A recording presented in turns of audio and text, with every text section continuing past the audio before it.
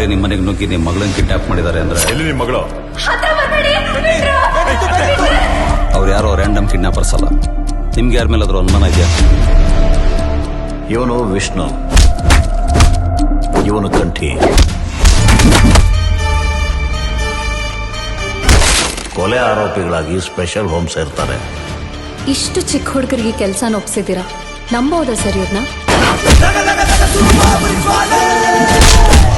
ನಿಂಗೆ ಅವತ್ತೇ ಹೇಳಿದ್ದೀನಿ, ಆಗಿದ್ದಾಗೋಯ್ತು, ಅದ್ರ ಬಗ್ಗೆ ಯೋಚನೆ ಮಾಡೋದು ಬಿಟ್ಬಿಡು ಅಂತ. ಅವಳು ಯಾವುದೇ ಕಾರಣಕ್ಕೂ ಬೆಂಗಳೂರು ರೀಚ್ ಆಗ್ಬಾರ್ದು. ಮಂಜು, ಸಿರಿ ತಪ್ಪಿಸ್ಕೊಂಡ್ಲು. ಸಿರಿ ಎಲ್ಲಿದ್ಯಾ? ಹುಡುಗಿ ನನ್ನ ಹತ್ರ ಇದ್ದಾಳೆ. ಸರಿಯಾಗಿ ಲೋಕಾದ್ವಿ. ಹೋಗಿ, ನಮ್ಮವರೇ ಅವರು. ನಾನು ಬರ್ತಿದ್ದೇನೆ, ಆ ಹುಡುಗಿನ ನನಗೊಪ್ಸಿ. ನಿಮ್ಮ ಮಗಳು ಯಾರನ್ನಾದ್ರೂ ಇಷ್ಟಪಡ್ತೀಯಾಳ? ಕ್ಲಾಸಲ್ಲಿ ಕಾನ್ಸಂಟ್ರೇಟ್ ಮಾಡ್ತಿರ್ಲಿಲ್ಲ, ಏನೋ ಡಿಸ್ಟರ್ಬ್ ಆಗಿದ್ಲು ಅಂತ ಅನ್ಸುತ್ತೆ. ಅವಳು ಏನ್ ಮಾಡ್ತಾಳೆ, ಏನ್ ನೋಡ್ತಾಳೆ, ಯಾರ ಜೊತೆ ಮಾತಾಡ್ತಾಳೆ ಅಂತ ಗಮನ ಇಡಬೇಕಿತ್ತು ನೀನು. ಹುಡುಗಿ ಸಿಕ್ಕಿದ್ಲಾ? ಎಲ್ಲ ಕರೆಕ್ಟ್ ಆಗಿತ್ತು ಸರ್. ಅಷ್ಟರಲ್ಲಿ ಅವನೊಬ್ಬ ಬಂದು ಸಿರಿನ್ ಕರ್ಕೊಂಡೋದ.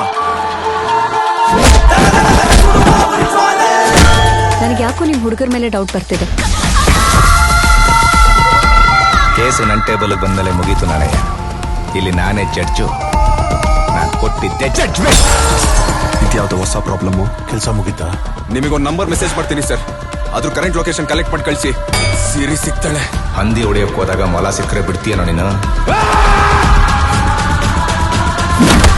ನನಗಿಲ್ಲಿ ಟೆನ್ಷನ್ ತಡ್ಕೊಳಕ್ ಆಗ್ತಿಲ್ಲ. ಮಿಡಿಲ್ ಏಜ್ ಹಾಗೂ ಯಂಗ್ ಪೇಷನ್ಸ್ ಬೇಕು. ಇನ್ನು ಎಷ್ಟು ಜನ ಸಾಯಿಸ್ಬೇಕು ಅಂತಿದ್ಯಾ? Train criminal ಸೇರ್ಬೇಕು. ನಾನು ಈ ಹುಡುಗಿನ ಹೊಡೆಯಕ್ ಬಿಡಲ್ಲ. ಪಾಲ್ ಎರಡಾಗಿರ್ಬೋದು, ಆದ್ರೆ ಶಿಕಾರಿ ಹೊಡೆಯೋದು ಕನ್ಫರ್ಮ್. ದೇವ್ರನ್ನೇ ನಂಬದಲ್ಲೇ ಇರೋರು ಹರಕೆ ಹೊತ್ಕೊಳ್ಳೋ ಸಾಹಸ ಮಾಡಬಾರ್ದು. ಸರ್, ಈ ಹುಡುಗಿ ಹೇಳೋ ಕತೆ ಕೇಳಿ ಸರ್.